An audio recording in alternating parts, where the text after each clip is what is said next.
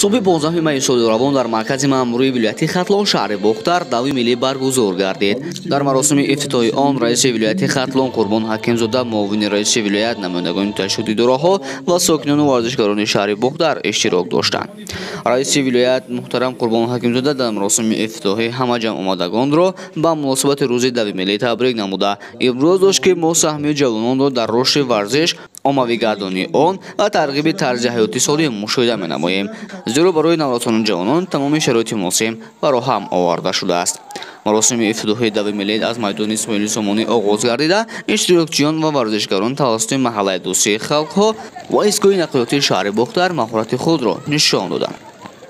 امروز در شهر بختر تمام طبقه جامعه در دوی ملی که ریاست کار با جوانان ورزش ولایت ختلان تشکیل نمود، تمام طبقه جامعه اشتراک فعال نمودند، از آن جمله آموزگاران و دانشجویان دانشگاه دولتی بختر به نام ناصر خسرو.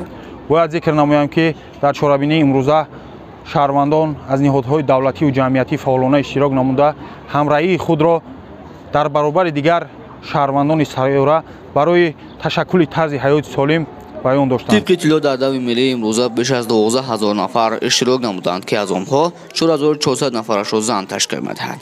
دوی ملی در 3 دور برگزار کرده شد: ماراتون، دوچرخه‌رانی، ماراتون میانی نوارسان جوانان و تشکیلات اداره‌ها که هر یک آنها برای غالب شدن تلاش زیاد نمودند.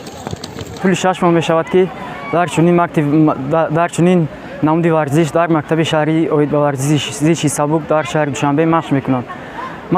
من بار اول است که در چنین دعوای ملی در این ولایت ختلان اشتراک میکنم و اینجا سزاوار جای دوم شدم. من کوشش میکنم که در آینده مشق و تمرین‌های خودم را زیاد نموده در مسابقات‌هایی که بین دولت‌ها شده میگذارد آنجا هم اشتراک نموده سزاوار جای نمایان گردم. من امروز در مسابقه اشتراک نموده و کوشش کردم که سزاوار جای اول گردم.